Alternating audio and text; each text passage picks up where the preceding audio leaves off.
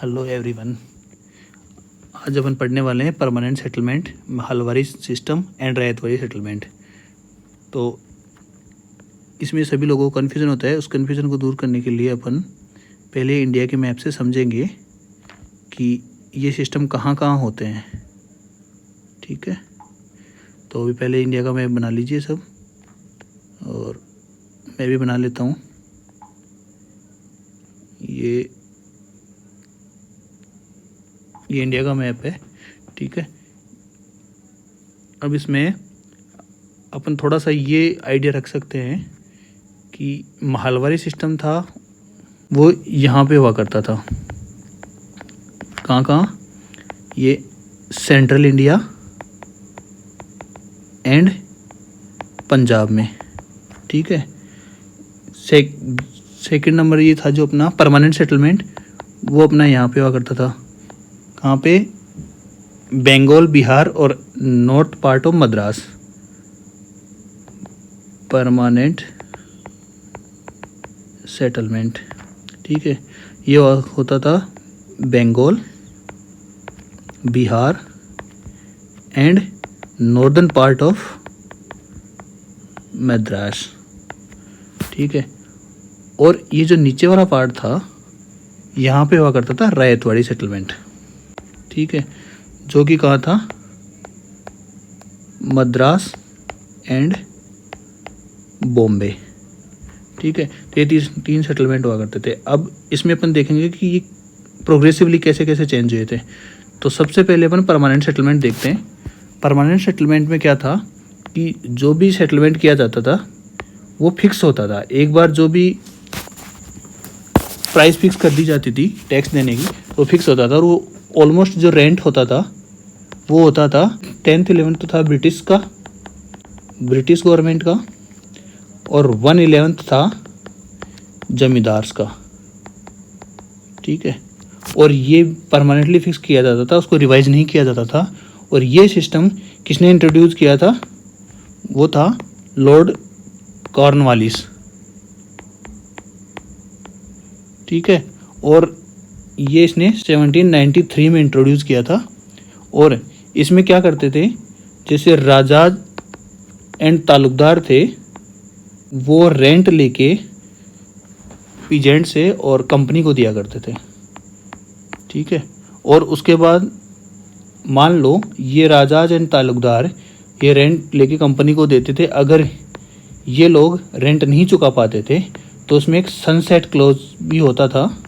और इस sunset clause में ये होता था कि अगर कोई ज़मींदार रेंट नहीं देता तो उसके जो जमींदारी राइट्स थे वो ट्रांसफ़र कर दिए जाते थे। ठीक है, वो उसको लेके दूसरे को दे दिए जाते थे। इसलिए जमींदार क्या है, पीजेंट्स का शोषण करते थे, और वो उनको पीजेंट से लेना ही होता था रेंट और देना ही होता था। तो पीजेंट कितना भी परेशान हो वो लोग रेंट लेंगे ही लेंगे। और इसकी वजह से क्या होता था, पीजेंट केवल रेंट देने में बिलीव करते थे और वो कोई भी लैंड में इम्प्रूवमेंट नहीं करते थे, इसलिए लैंड का इम्प्रूवमेंट रुक गया था। इसी के साथ साथ इसमें क्या था कि लैंड वो ट्रांसफरेबल थी। अगर कोई जमींदार नहीं दे रहा है तो उसकी लैंड दूसरे को दे दी जाती थी। तो इसको लिखेंगे, इस सिस्टम में लैंड ट्रांसफरेबल थी। ठीक है, दूसरा इसको सही करने के लिए इन्होंने महलवारी सिस्टम इंट्रोड्यूस किया। ठीक है, महलवारी सिस्टम में क्या था, तो अब देखते हैं महलवारी सिस्टम में क्या किया। अब इन्होंने जब परमानेंटली फिक्स हो गया तो पीजेंट्स को भी दिक्कत होने लगी, पहला। दूसरा क्या है, लैंड में कोई इम्प्रूवमेंट नहीं हो रहा था। सही करने के लिए इन्होंने क्या किया, हॉल्ट मैकेंजे आए और इन्होंने 1833 में एक सिस्टम लेके आए महलवारी। उसमें क्या था, ग्रुप ऑफ विलेज होते थे, और ग्रुप ऑफ विलेज को ये कलेक्टिव फार्मिंग की तरह कलेक्टिवली पूरी ज़मीन एक साथ करते थे। उसका एक रेवेन्यू रिकॉर्ड रखा जाता था। ठीक है, और उस रेवेन्यू रिकॉर्ड के अनुसार उस कलेक्टिव लैंड को पीरियोडिकली रिवाइज किया जाता था, उसका रेंट कि रेंट कितना आना है। तो ये पीरियडिकली रिवीजन होता था, जिससे बेनिफिट ये था कि फार्मर्स को भी बेनिफिट था, लैंड में इम्प्रूवमेंट भी होता था और उससे इनकम भी ज़्यादा होती थी ब्रिटिश की। इस वजह से फार्मर्स को ये बेनिफिट था कि जो जमींदार थे वो बीच से हट गए थे, इसमें जमींदार सिस्टम नहीं होते थे। ठीक है, जमींदार का रोल हटा दिया और डायरेक्टली फार्मर्स देते थे इनको। ये कलेक्टिवली उसकी लैंड से जो भी टैक्स जाता था, रेंट जाता था, वो सीधा ब्रिटिश के पास चला जाता था। तो इसका बेनिफिट ये होता था। सेम ऐसा ही इन्होंने साउथ इंडिया में रायतवाड़ी सिस्टम चालू किया और ये रायतवाड़ी सिस्टम इन्होंने सबसे पहले इंट्रोड्यूस किया था इसको 1792 में कैप्टन रीड ने। ठीक है, अलेक्जेंडर रीड, जिसका पूरा नाम था कैप्टन अलेक्जेंडर रीड। और उसके बाद इसको रिफाइंड किसने किया था, इस कॉन्सेप्ट को रिफाइंड किया 1820s में मुनरो ने। ठीक है, इसमें क्या होता था, इसमें ये लोग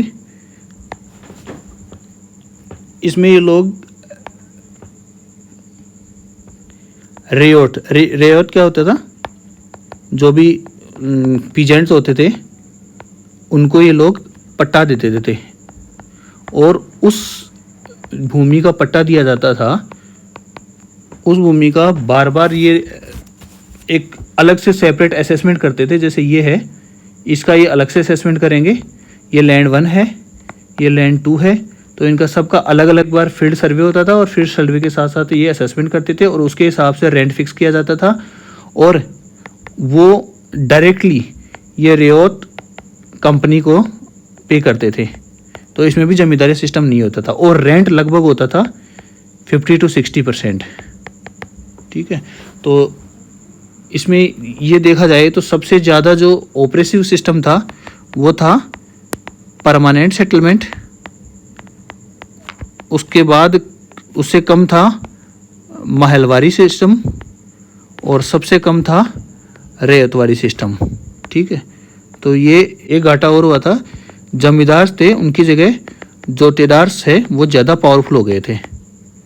और ये क्यों हो गए थे, क्योंकि जमींदार थे उनके पास इनकम बहुत ज़्यादा होने लगी परमानेंट सेटलमेंट जैसे सिस्टम की वजह से, और इस वजह से वो लोग जाके सिटीज़ में बसने लगे और सिटीज़ में रहते हुए वो अपना जो रेंट कलेक्शन का काम और वो सब था वो विलेज में जो भी इन्फ्लुएंशियल फार्मर थे उनको काम दे देते थे।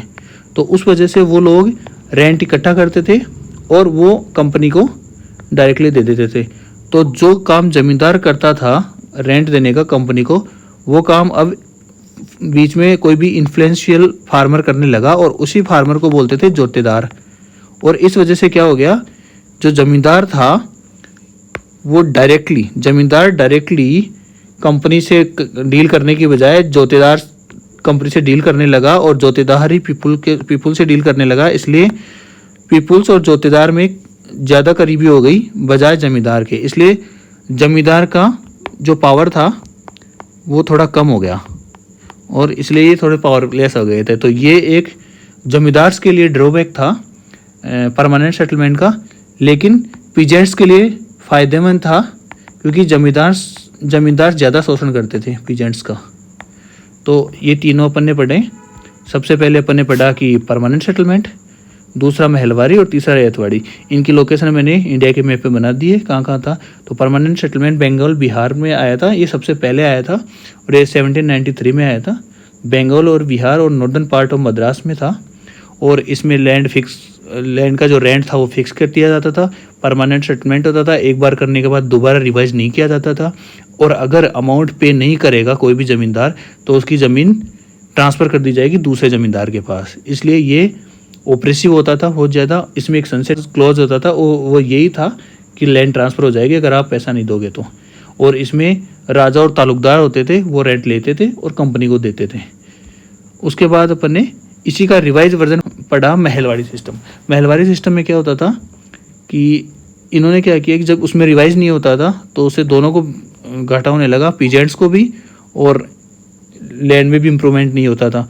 तो महलवारी सिस्टम में इन्होंने जमींदार को हटा दिया बीच में से और इन्होंने क्या किया, ग्रुप ऑफ विलेज को कलेक्टिवली एक रिकॉर्ड बनाया और उसका रेंट तय किया।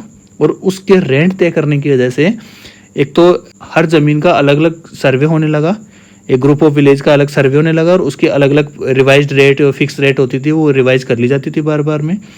और दूसरा बेनिफिट ये था कि जमींदार हटने की वजह से पीजेंट्स को अब कम रेंट देना होता था। और ये सिस्टम हॉर्ट मैकेंजी लेके आए थे 1833 में और इसको पीरियडिकली रिवाइज किया करते थे, ठीक है। उसके बाद तीसरा अपने पढ़ा रैयतवाड़ी सेटलमेंट, ये कहाँ था, साउथ इंडिया में, मद्रास और बॉम्बे के आसपास, ठीक है। इसमें क्या होता था, इसको लेके कौन आया था, कैप्टन अलेक्जेंडर रीड 1792 में इसको इंट्रोड्यूस किया था और इसका रिफाइंड वर्जन था वो मुनरो ने इंट्रोड्यूस किया था। इसमें क्या था कि पीजेंट को पट्टा दे दिया जाता था, एक रियोत को पट्टा दे दिया जाता था भूमि का, और उस अकेले जो फील्ड था उसका सेपरेट असेसमेंट किया जाता था और उसके बाद उसको रेंट बताया जाता था और रेंट ऑलमोस्ट 50 से 60% होता था। और रेट खुद फार्मर खुद कंपनी को वो रेंट पे करता था, इसलिए इसमें भी जमींदारी का कोई सिस्टम नहीं था। जमींदार क्या था, परमानेंट सेटलमेंट की वजह से जमींदार ज़्यादा मतलब जो पावरफुल थे उनका पावरलेस हो गए थे वो, क्योंकि परमानेंट सेटलमेंट में जमींदार देते थे, लेकिन धीरे धीरे क्या हुआ, जमींदार इन्फ्लुएंशियल होने के बाद वो सिटीज़ में जाके बसने लगे और उनका जो रेंट लेने का और रेंट देने का कंपनी को, पीजेंट से लेने का और कंपनी को देने का काम जोतेदार करने लगे, मतलब कोई भी बड़ा फार्मर करने लगा। और धीरे धीरे जोतेदार इतने पावरफुल हो गए क्योंकि वो पब्लिक से और कंपनी से दोनों से लिंक रखने लगे, तो जमींदार बीच में से हटने लगे, इसलिए जो जमींदार हैं वो पावरलेस होने लगे थे धीरे धीरे। और इस वजह से बेनिफिट ये हुआ कि जमींदार हटने की वजह से पीजेंट को कम रेंट देना पड़ा और रैयतवाड़ी और महलवाड़ी सिस्टम आया, वो एक अच्छी दिशा में थे, ठीक है। तो अब आपको समझ में आ गया होगा कि इनमें अलग अलग क्या डिफरेंस है और रीजन वाइज इसको याद भी रखना होगा। तो ये इस डायग्राम से अपन याद करते हैं, ठीक है। बाकी कुछ नेक्स्ट पे बनाते हैं।